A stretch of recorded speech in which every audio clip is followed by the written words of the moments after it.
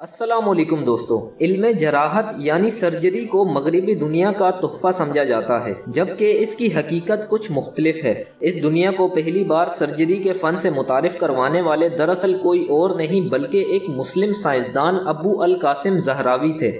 دوستو، زہراوی اپنے دور کے سب سے بڑے سرجن تھے۔ انہوں نے پہلی بار سرجری کے لیے میڈیکل ٹولز کو انٹروڈیوس کروایا، اور آج کے جدید دور میں جتنے بھی ٹولز سرجری کے لیے استعمال ہوتے ہیں وہ سارے انہی ٹولز پر بیس کرتے ہیں۔ اس کے ساتھ ساتھ سرجری کے دوران ٹانکے لگانے کے لیے انہوں نے پہلی بار کیٹگٹ سوئچر انٹروڈیوس کروایا، جو بھیڑ یا بکری کی اسمال انٹسٹائن سے بنا ہوتا تھا، اور یہ دھاگا 90 دن میں خود ہی ڈیزولو ہو جاتا تھا، جس کے باعث اسے کھولنے کی ضرورت نہیں رہتی تھی۔ وہ اپنے ایکسپیرینس کی بنا پر وقت کے ساتھ ساتھ جو نئی انوینشنز اور دوران سرجری ضرورت کے تحت جو بھی انسٹرومنٹس بناتے جاتے، ان سب کو تفصیل کے ساتھ تحریر یعنی لکھتے رہتے۔ دوستو، سرجری کے متعلق ان کی تمام تر لکھی گئی تحریروں سے ایک کتاب وجود میں آئی جس کا نام کتاب التصریف رکھا گیا، اور بعد میں یہی کتاب یورپ کی یونیورسٹیوں میں صدیوں تک سرجری کی ایک معیاری کتاب کے طور پر پڑھائی بھی گئی۔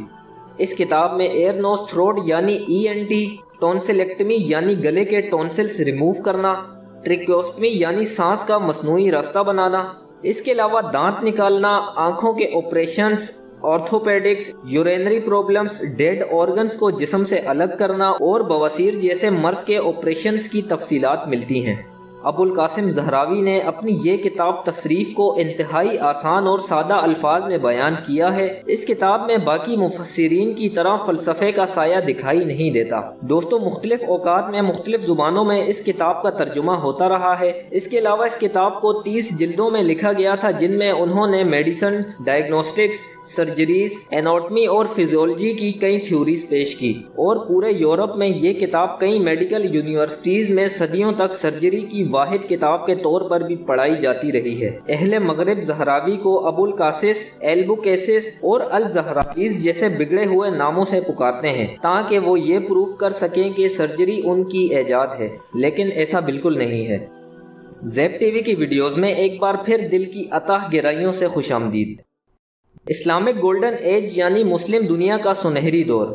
دوستو، اس دور میں مسلمانوں کو پوری دنیا میں اقتصادی، معاشی اور سائنسی طور پر سپر پاور سمجھا جاتا تھا۔ اس سنہری دور کا آغاز سن 700 عیسوی میں بغداد کی بنیاد کے ساتھ ہی شروع ہوا، جب بغداد شہر کو اسلامی، سائنسی، میتھمیٹکس اور میڈیکل سائنس کا گڑھ مانا جاتا تھا۔ اس زمانے میں پورا یورپ بھوک و افلاس اور غربت سے جھگڑا ہوا تھا۔ دین اسلام اس وقت ایک نیا مذہب تھا جو صرف سعودیہ عرب اور اس کے گرد و نواح کے چند ممالک میں ہی پھیلا ہوا تھا۔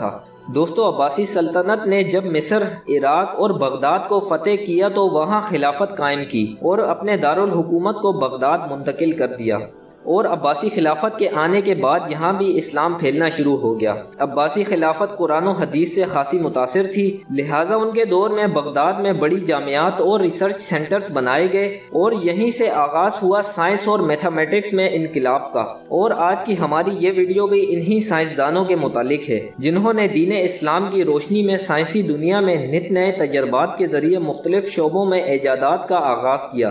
ابن سینا۔ دوستو، ابن سینا کو یورپ اور ویسٹرن ورلڈ میں ایوی سینا کے نام سے بھی جانا جاتا ہے۔ انہیں فادر آف میڈیسنز اور ماسٹر آف آل سائنسز بھی کہا جاتا ہے۔ دوستو، ابن سینا نے کوارنٹائن یعنی کرنٹینا کا عمل آج سے 1200 سال قبل ہی واقف کروا چکے تھے، جو کووڈ کے دور میں ہر انسان کے لیے نہایت اہم ہو گیا تھا۔ ابن سینا کا کہنا تھا کہ وبا کو پھیلاؤ سے روکنے کے لیے 40 دن کا کوارنٹائن سب سے ایفیکٹ طریقہ ہے۔ ان کا کہنا تھا کہ یہ بیماریاں انتہائی چھوٹے جراثیم یا ذرات سے پھیلتی ہیں، جسے عام آنکھ سے دیکھنا ناممکن ہے۔ دوستو، ابن سینا کی یہ ڈسکوری کئی صدیوں بعد مائکروسکوپ کی انوینٹ ہو جانے کے بعد پروف ہو گئی کہ یہ وبائیں وائرس سے پھیلتی ہیں، جسے عام آنکھ سے دیکھا نہیں جا سکتا۔ سن 1300 میں جب بوبونک پلاگ نامی وائرس پوری دنیا میں پھیل چکا تھا تو وینیسیا کی بندرگاہ پر آنے والے تمام مسافروں اور عملے کو 40 دن کا کوارنٹائن کیا جاتا تھا، جس کے سبب اس بیماری کو پھیلنے سے روکا گیا۔ اس کے علاوہ ابن سینا نے میڈیسنز کی تعلیم کی بنیاد بھی رکھی، جس کے باعث انہیں فادر آف میڈیسنز بھی کہا جاتا ہے۔ ابن الہیثم۔ دوستو قدیم یونانیوں کا ماننا تھا کہ ہماری آنکھ لیزر کی طرح کام کرتی ہے اور شعاعیں خارج کرتی ہے، لیکن 10ویں صدی کے عظیم مسلم سائنسدان ابن الہیثم نے یہ ثابت کیا کہ آنکھ کس طرح کام کرتی ہے۔ ابن الہیثم اس دور کے مسلم میتھمیٹیشین، آسٹرونومر اور فزسسٹ تھے۔ انہیں فادر آف آپٹکس بھی کہا جاتا ہے۔ دوستو انہوں نے اپنی کتاب المناظر میں لکھا کہ انسانی آنکھ خود روشنی پیدا کرنے کے بجائے دوسری چیزوں سے ریفلیکٹ ہونے والی روشنی حاصل کرتی ہے، اور اسی ریفلیکشن آف لائٹ کی مدد سے ہماری آنکھوں کے لیے چیزوں کا دیکھ پانا ممکن ہوتا ہے۔ اس کے علاوہ انہوں نے پہلا پن ہول کیمرہ بھی ایجاد کیا۔ اس کے ساتھ ہی ابن الہیثم نے یہ بات بھی پتہ لگائی کہ گلاس کے مڑے ہوئے کونوں سے میگنیفائنگ کا کام لیا جا سکتا ہے۔ ابن موسیٰ الخوارزمی۔ دوستو آج کے اس ماڈرن دور میں ہر اسٹوڈنٹ کی زندگی میں الجبرا ایک اہم جز بن چکا ہے، لیکن آپ میں سے کئی لوگ یہ بات نہیں جانتے ہوں گے کہ الجبرا اسلامک گولڈن ایج کی اہم کنٹریبیوشن میں سے ایک ہے، جسے عظیم سائنسدان اور میتھمیٹیشین ابن موسیٰ الخوارزمی نے انٹروڈیوس کیا تھا، جو سال 780 میں خوارزم میں پیدا ہوئے تھے۔ الخوارزمی بغداد میں واقع بیت الحکمت سے منسلک ایک اسکالر تھے۔ اس دور میں بیت الحکمت سائنسی تحقیق اور تعلیم کا ایک اہم مرکز تھا، اور سنہری اسلامی دور کے بہترین دماغ یہاں جمع ہوا کرتے تھے۔ انہوں نے اپنی کتاب میں سب سے پہلے الجبرا کے بیسک پرنسپلز انٹروڈیوس کروائے اور بتایا کہ زکوٰۃ کا حساب اور وراثت کی تقسیم کے لیے کس طرح الجبرا کے قانون کو استعمال کیا جائے۔ دوستو ان کی کتابوں کا سن 1100 کی دہائی میں لاطینی زبان میں ترجمہ کیا گیا، جسے الگوریدم کے نام سے جانا جاتا تھا، اور لفظ الگوریدم انہی کے نام سے منسوب ہے۔ دوستو الخوارزمی کے بتائے گئے الجبرا کے ایکویشنز اور پرنسپلز کے بغیر آج کی جدید انجینئرنگ کی بنیاد رکھ پانا ناممکن تھا۔ ان کی کتابوں کو کئی سالوں تک یورپ میں میتھ ٹیکسٹ بک کے طور پر استعمال کیا جاتا تھا، اور یقیناً یہ مسلم دنیا کے ایک عظیم سائنسدان تھے۔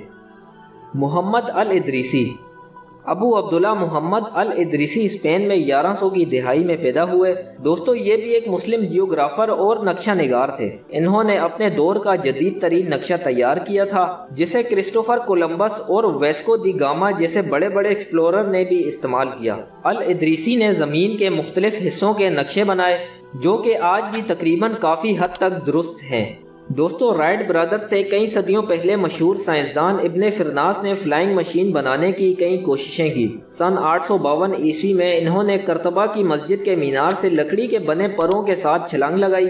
دوستو ان کی توقع تھی کہ یہ پرندوں کی طرح اڑ سکیں گے، لیکن ان کی یہ کوشش بالکل ناکام رہی، مگر ان پروں کی وجہ سے ان کی نیچے گرنے کی رفتار خاصی کم ہو گئی تھی۔ اس کے بعد ابن فرناس نے ریشم اور عقاب کے پروں سے پھر سے ایک مشین تیار کی، اور اس بار پہاڑ سے چھلانگ لگا دی۔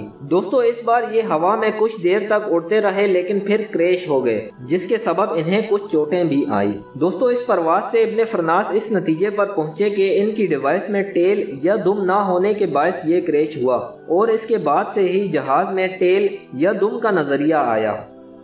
دوستو یہ تھے اسلامک گولڈن ایج کے چند نامور سائنسدان، جنہوں نے اپنے اپنے شعبوں میں آج کی ماڈرن سائنس کی بنیاد رکھی۔ امید کرتے ہیں آپ کو یہ ویڈیو پسند آئی ہوگی، اور اسے آپ اپنے پیاروں کے ساتھ ضرور شیئر کریں گے۔ پھر ملاقات ہوگی ایک اور نئی معلوماتی ویڈیو کے ساتھ۔ تب تک اپنا بہت سارا خیال رکھیے گا۔ اللہ حافظ۔